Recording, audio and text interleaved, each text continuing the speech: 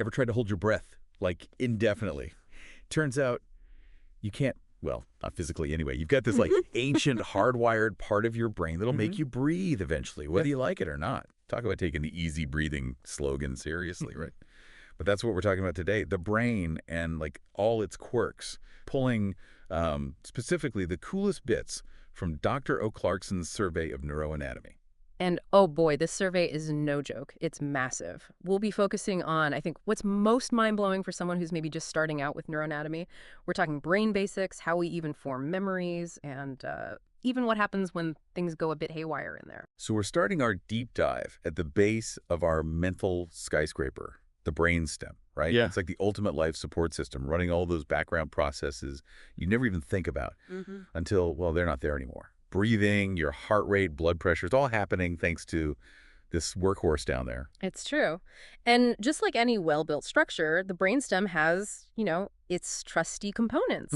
The midbrain, the pons, and the medulla oblongata. The unsung heroes, really, of your nervous system. It's wild how much goes on without us, like, consciously directing it. So midbrain's handling all that sensory input. You're getting what you see, what you hear. Then you've got the pons playing messenger between different brain regions. And that medulla oblongata, well, that's the reason you can't win a hold your breath forever contest. And let's not forget the cranial nerves, those 12 pairs branching out from the brainstem. They're like high-speed information highways carrying signals for all our senses, movements, and even, our expressions. Oh, you mean like that some say money matters, but my brother says big brains matter most? Mnemonic. Dr. Clarkson really snuck that one in there. Classic. And for good reason. It's a fun way to remember all those cranial nerves and what they do. Okay, so get ready because we're about to venture into, like, the emotional epicenter of your brain, the limbic system. Ever get that sudden jolt when you're startled by, like, a loud noise? Yeah, well, you can thank your limbic system for that super fast reaction. Survival instincts. This system is all about them. It plays a huge role in how we respond to threats, form bonds with others, and just generally experience the world around us, good and bad, even those guilty pleasures we all have. And so within this system, we've got the hippocampus. I like to think of it as a super organized librarian, constantly taking new experiences and filing them away into long-term storage that's memory formation in a nutshell. Oh, and then there's the amygdala. Ever watched a scary movie that made your heart race?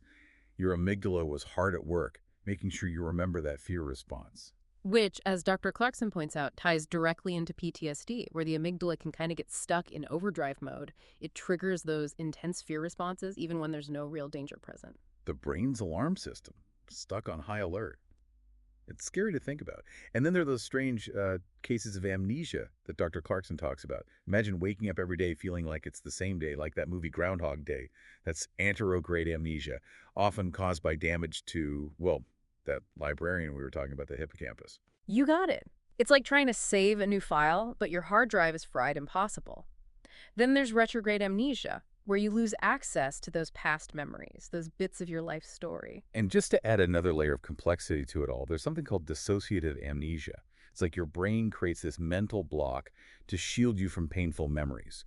We often see it in cases of severe trauma. Definitely a complex one. This type of amnesia, it often shows up in cases of, severe or long-term trauma, something like childhood abuse, and it really requires specialized therapy to actually address that underlying trauma. This whole intricate dance of emotions, memories, and the limbic system, it all gets woven into this tapestry of language, which Dr. Clarkson points out is largely controlled by two key areas in the brain, Broca's and Wernicke's areas. Two very important areas that, when disrupted, lead to some pretty fascinating yet frustrating communication disorders, conditions we call aphasia. Basically, damage to these areas really throws a wrench in our ability to understand and produce language. Right. So before we get into those specific areas, for those listening who may not be familiar with aphasia, what's going on when someone has it? Imagine trying to speak, but the words are trapped. They're right there on the tip of your tongue, but you can't get them out. Or when they do come out, they're just, jumbled. That's what someone with Broca's aphasia might experience. It's also called non-fluent aphasia. Oh, wow, that sounds so frustrating. So they can understand what's being said to them, but their own speech is disrupted. Exactly. And then there's Wernicke's aphasia, which is kind of the flip side. Someone with Wernicke's can speak fluently. Their sentences sound grammatically correct, but the words themselves hold no real meaning. It's like listening to a jumbled radio signal. Wow. So they could be saying words that sound right, but they make absolutely zero sense, and they might not even realize it. Dr. Clarkson's little mnemonic for remembering the difference, broco, do broken speech, Wernerke is wacky speech. That's actually really helpful. It is catchy, but the main takeaway here is that language processing is a team effort. Broca's and Wernicke's are the stars, yeah, but damage to those surrounding regions can lead to a whole spectrum of communication difficulties. One brain region struggle impacts the whole system, kind of like a chain reaction. You mentioned earlier that strokes often lead to aphasia. That's right. Strokes, especially those affecting the left side of the brain, which is where these language centers often are, they can be a common culprit. But to be clear, not all strokes result in aphasia, and the severity can be, all over the map. So what can be done if someone is dealing with aphasia? Is it treatable? There's no magic bullet, unfortunately. Treatment really depends on the type of aphasia and how severe it is. But speech-language therapy is super important. It's all about retraining the brain to communicate. The brain is surprisingly adaptable, isn't it? Yeah. Speaking of retraining, you mentioned something about music therapy as a potential tool for aphasia rehab. It's a newer area, but yeah, it's showing some real promise. You see, music and language, they actually share neural pathways, so engaging with music can sometimes help stimulate language recovery. So it's like music creates a detour, bypassing those damaged language highways. That's amazing. Okay, so we've explored the brainstem, that limbic system, those crucial language centers. We've seen how this organ processes our emotions, how we form memories, how we communicate with each other. But none of it would be possible without a constant supply of, well, power, for lack of a better term. Exactly. The brain is this high-performance machine. It only accounts for like 2% of our body weight, but it consumes a whopping 20% of our energy. That's like a sports car with a supercharged engine, but for your brain. Right. And to keep it fueled up, the brain needs this constant supply of oxygen and nutrients. All that gets delivered through this vast network of blood vessels. It's like a bustling city with, delivery trucks constantly bringing in supplies to keep everything running smoothly. And just like any well-designed city, the brain has those backup systems in place, right? What about this circle of Willis I keep hearing about? Ah, the circle of Willis. It's this circular arrangement of arteries at the base of the brain. Think of it as a safety valve, making sure that if one route gets blocked, blood can take a detour. Smart design. Yeah. But are there times when even the best backup system fails? Unfortunately, yes. One example is a berry aneurysm, a weak spot in a blood vessel wall. If that ruptures, it can lead to something called a subarachnoid hemorrhage. Subarachnoid hemorrhage. Okay, that sounds terrifying. It is serious. Blood leaks into the space surrounding the brain, and that often causes a sudden, really intense headache. People often describe it as like the worst headache of my life. We're talking nausea, vomiting, stiff neck, sensitivity to light, the whole 9 yards. Definitely sounds like a get to the hospital immediately kind of situation. So we've established that the brain needs this constant blood supply, but it also needs protection, right? What keeps this delicate organ safe from all the, bumps and jolts of everyday life? Think of it like this. The brain has its own personal suit of armor, 3 layers of protection that we call the meninges. Okay, suit of armor for the brain. I'm listening. So the outermost layer is the dura mater. It's a very fitting name, dura meaning tough, and mater meaning mother, tough mother. It lines the inside of the skull, and it provides a really durable barrier against those impacts. Then we have the arachnoid mater, named for its spider web-like appearance. It creates this space called the subarachnoid space, where cerebrospinal fluid, or CSF, flows. CSF, that's the special liquid that cushions and nourishes the brain, right? Well, you got it. And lastly, there's the pia mater, the tender mother. It clings directly to the brain's surface. It's thin, transparent, but it houses this intricate network of blood vessels. Sounds like a delicate but crucial lifeline for the brain, providing those essential nutrients and oxygen. So the meninges protect the brain from, physical impact, but then there's also that blood-brain barrier I've heard about. What is that exactly? Okay, think of it like this. Imagine the brain is this exclusive nightclub, and the blood-brain barrier is that very strict bouncer. It's his job to control who gets into the brain's inner sanctum from the bloodstream.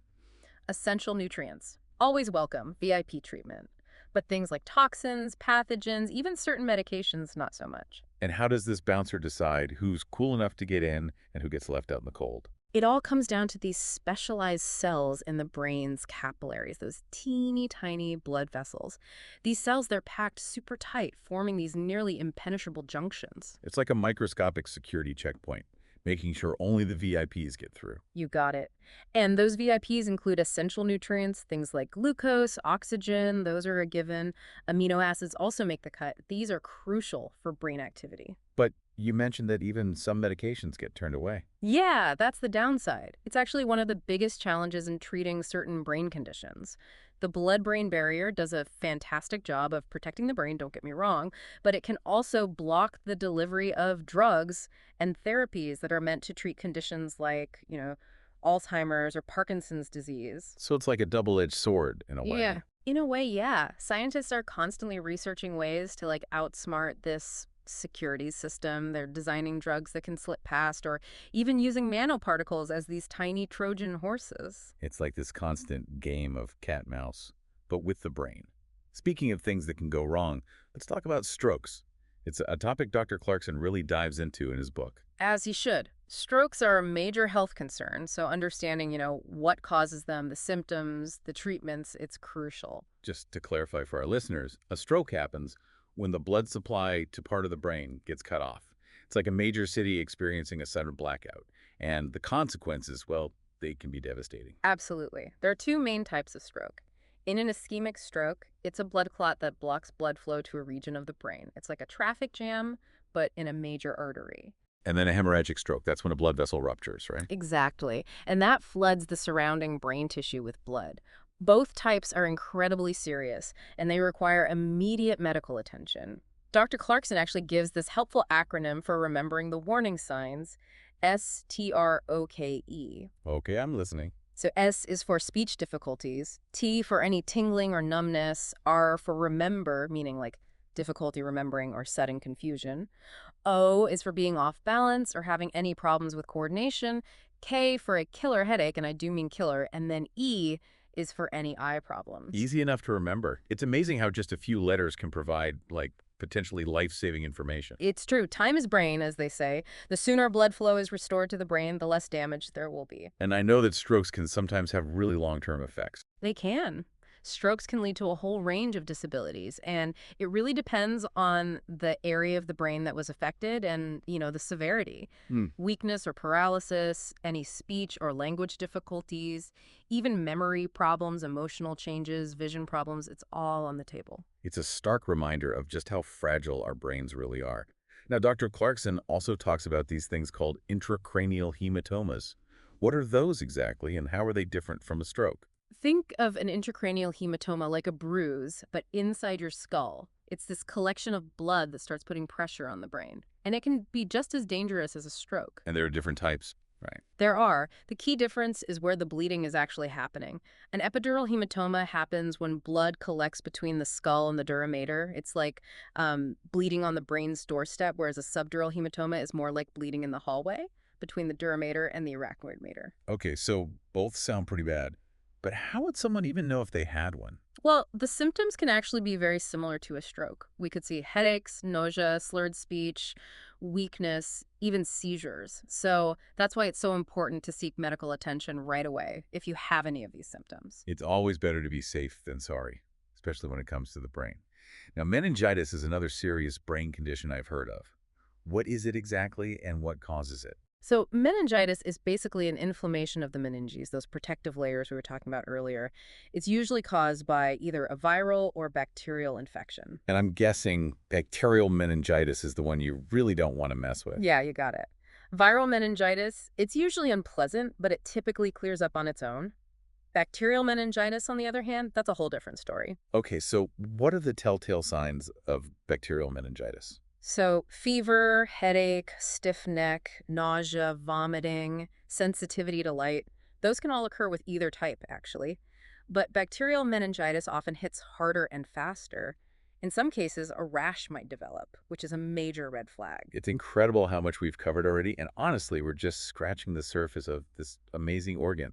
We haven't even gotten to the development of the brain, consciousness, or even the latest advancements in brain-computer interfaces yet. Right? It's like we've been talking about, like the brain security detail, those tough outer walls, that super selective bouncer at the club, even the cleanup crew making sure everything stays in tip-top shape. But what about those, alarm signals? How do we even know when something's wrong in the first place? You're talking about the signs Dr. Clarkson describes for, like, diagnosing meningitis, right? Specifically, Kernig's and Brudzinski's signs. Exactly, those ones. So for those of us who don't speak doctor, what are those and what do they actually tell, a medical professional? Okay, so picture this. You're a doctor, and you think a patient might have meningitis. One thing you might do is have them lie down and, like, bend their hip and knee at a 90-degree angle and then try to straighten their leg. If they resist or feel pain when you try to do that, that's what we call a positive Kernig sign. Yeah, so it's like their body's basically saying, nope, not going to happen. Thank you very much. Yeah, pretty much. Brudzinski's sign is kind of similar. You gently bend the patient's neck forward, and if that causes their hips and knees to, like, flex involuntarily, well, that's another red flag. That's wild. It's amazing how these, like, super subtle physical responses can point to something more serious going on in the brain. It really highlights how interconnected everything is within, the nervous system. Speaking of connections, we've talked about those long-distance cranial nerve highways, but what about the communication networks inside the brain itself? Oh, you mean, like, what's going on inside? Tell me everything. Well, inside that skull of yours, you've got billions of neurons, and they're in constant communication. They send these electrical and chemical signals back and forth. It's happening right now, even as we speak. The best way to think about it is like a bustling metropolis with messages constantly zipping around at lightning speed. So how do these messages actually get delivered? Are we talking like microscopic mail carriers or what? Not quite, but I like the image. So each neuron has these branch-like extensions. We call them dendrites. Those receive signals. And then there's this long fiber called the axon, and that transmits signals. So it's kind of like a relay race, with each neuron passing the baton to the next. Okay, so now I'm picturing a track field with all these neurons sprinting to deliver messages, which is a terrifying thought. I love it. Okay, so now where the axon of one neuron meets the dendrite of another, that meeting point is called a synapse. But here's the thing. There's this tiny gap called the synaptic cleft, so it's not a direct connection. And that's where things get really interesting. Okay, I sense there's more to this story. The message can't just, like, jump across that gap, can it? You're right, it can't. Instead, that electrical signal triggers the release of these chemical messengers called neurotransmitters. Ah, yes, neurotransmitters. Those are the ones that always get all the attention. Right. They cross the synaptic cleft, they bind to receptors on the receiving neuron, which then triggers a new electrical signal, and off it goes. So it goes chemical electrical. It's this constant Mhm. dance between signals and messengers. I never really thought about it like that before. And they're all different kinds of these neurotransmitters, right? Mhm. What are like the main players we should know about? Oh, there are tons, literally dozens, but some of the most well-known are like dopamine, serotonin, acetylcholine, glutamate. They all have their own, specialty. Dopamine, for example, that's the one associated with pleasure and reward, but it's also involved in things like movement and motivation. So if dopamine is like the life of the party, Yeah. but also kind of a motivator, what about serotonin? Serotonin's more like the chilled out friend, always down to regulate mood, sleep, and appetite. And then you've got acetylcholine, which is the one who's really into learning and memory, always remembers everyone's name and birthday. And then there's glutamate, the brain's main excitatory neurotransmitter, which basically means it's involved in like pretty much everything. Wow, that's a lot of moving parts. It sounds like it takes a delicate balancing act to keep all those neurotransmitters in check. 100%. And in fact, a lot of neurological and psychiatric disorders like Parkinson's, depression, anxiety, they're all linked to imbalances in these neurotransmitter systems. So it's not just the structure of the brain that matters, but also this really complex chemical symphony that's always playing inside of it. It's a great way to put it. It really is like an orchestra. Every instrument, every neurotransmitter plays a critical role in like literally creating the music of our minds. And speaking of critical, let's talk more about cerebrospinal fluid, CSF. We touched on it earlier, but Dr. Clarkson really goes into depth about just how important it is. It's way more than just like a cushioning fluid, right? Oh, yeah, way more. CSF is often called the brain's lifeblood, which sounds dramatic, but it's true. It constantly circulates around the brain and the spinal cord, providing this bath of essential nutrients and removing waste products. So it's like a combination of a relaxing hot tub and a high-tech filtration system. Exactly. And this constant flow, it helps maintain this really stable environment for the brain. It protects it from those sudden changes in pressure or chemical composition. And what happens if something disrupts that delicate balance? That's when you can see conditions like hydrocephalus, which is where there's an excess of CSF building up in the brain, and that puts pressure on those delicate tissues. So the brain really is like this, like, walled city, Yeah. protected by the skull and the meninges, nourished by CSF, and of course, the blood-brain barrier is like the gatekeeper, controlling who and what gets in. That's a great way to think about it.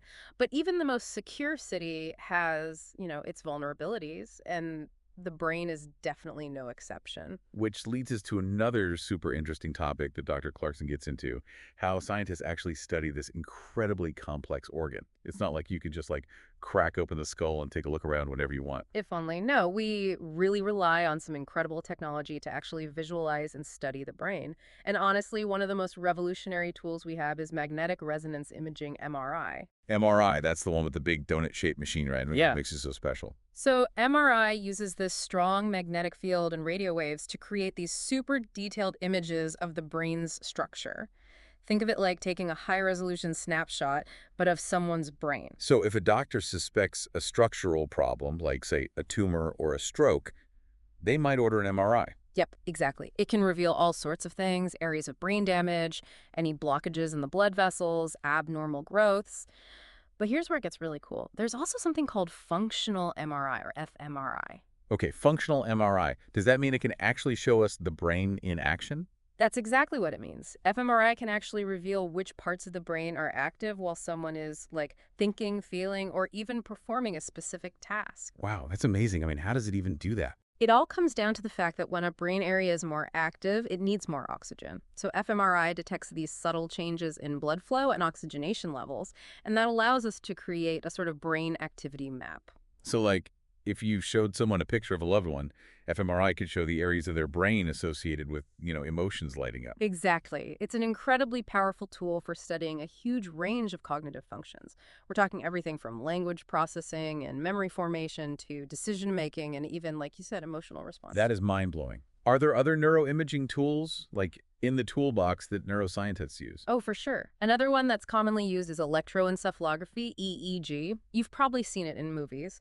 It involves putting electrodes all over the scalp to measure the electrical activity in the brain. So unlike MRI, which gives you, like, a structural picture, EEG is more like listening to the brain's electrical symphony playing out in real time. Exactly. EEG is especially good at detecting those super rapid changes in brain activity, which makes it ideal for studying things like sleep stages, seizures, even how the brain responds to different stimuli. It's so cool how each technique gives us a different piece of the puzzle, which helps us understand the brain's complexity. Totally. And a lot of times researchers will use, multiple neuroimaging techniques together, combine the strengths of each one to get a more like holistic picture. It's like using a magnifying glass, a microscope, and a telescope, all at once to study the same thing, and each one shows you something unique.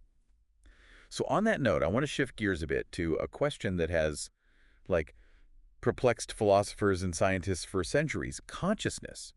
How do we even begin to define it? How do we study it? How does this, like, mysterious phenomenon even arise from the physical matter of the brain? Consciousness, it's the holy grail of neuroscience, right? That subjective experience of awareness, that feeling of what it's like to be alive and, experiencing the world. It's that feeling of me Yeah. that seems so fundamental, but it's so hard to actually put into words. You got it. And to be honest, while there isn't one single universally accepted answer, there are several really intriguing theories that Dr. Clarkson discusses in his book. Okay, hit me with the highlights. Okay, so one theory, it's called the global workspace theory. It basically says that consciousness arises from the integration of information from all these different brain regions. So it's not about a single consciousness center, but rather the like coordinated activity of a bunch of different areas working together. Like a giant neural conference call, with consciousness as the final product of the conversation. Exactly. And then there's this other one called integrated information theory. It suggests that consciousness is actually a fundamental property of any system, not just the brain. Any system that possesses a certain level of like complexity and interconnectedness. So even some, like, complex AI systems could theoretically exhibit consciousness, at least according to that theory. It's a question that's definitely up for debate. It's something a lot of researchers are actively exploring. And then there's global neuronal workspace theory, which really focuses on specific neurons with these long-range connections throughout the brain. They're called workspace neurons. And they're thought to like bind information together from different sensory and cognitive domains, creating that unified conscious experience. It's fascinating how these different theories are all trying to explain something that is so fundamental to our existence, yet remains so elusive. It really speaks to how much we still don't know about the brain. The mysteries of consciousness are still very much, well, mysteries, but that's what makes neuroscience so exciting. Speaking of exciting, I can't believe we haven't even touched upon brain-computer interfaces yet. Dr. Clarkson dedicates a whole section to this, like rapidly evolving field, and I, for one, am very curious to hear more. It's definitely an area with immense potential. It's exciting to think about, but to be honest, a bit daunting too. Okay, so brain-computer interfaces. It sounds like something straight out of science fiction. What are we talking about here? Imagine like a direct line of communication between your brain and a computer, bypassing all those, usual routes of nerves and muscles. That's the basic idea behind a brain-computer interface, or BCI for short. So instead of me thinking, move my arm, and then that thought triggering a whole cascade of things that actually makes my arm move, with the BCI, it's more like my brain sends that move command straight to a device. Exactly. We're talking thought-controlled wheelchairs, robotic limbs, even those like exoskeletons you see in the movies. That's all in development right now. That's incredible. It could be completely revolutionary, especially for people with, like, severe paralysis. Absolutely. And it's not even just about restoring lost function. We're also looking at BCIs to help treat conditions like epilepsy, for example. Imagine being able to detect and even prevent seizures before they even happen. Or for Parkinson's disease, imagine providing deep brain stimulation with like pinpoint accuracy. It's like having this tiny computer inside your head, but it's fine-tuning your brain activity in Yeah. real time. But, I mean, this is some seriously powerful technology we're talking about. Aren't there, like, a lot of ethical considerations with this? Oh, absolutely. The ethics of it all is a huge area that scientists and like bioethicists are trying to figure out right now. Privacy is a big one for sure. If we have a device that can actually read your thoughts, how do we make sure that information is kept, private? It's almost like the ultimate privacy issue, someone having access to your innermost thoughts. Kind of creepy if you think about it. Right. And then there's the question of like agency. If a device can directly influence your brain activity, are you always truly in control of your own actions and decisions? These are like really big questions, questions that we need to address really carefully as BCI technology keeps, progressing. Wow, it is a lot to think about. It's both super exciting and a little bit, well, unsettling if you really let your mind go there. Yeah. But, I mean, that's often the case with cutting-edge technology, isn't it? The potential benefits and then the challenges all kind of come tangled up together. Totally. And it's a powerful reminder that scientific advancements and, ethical considerations really need to go hand in hand. We can't have one without the other. Well said.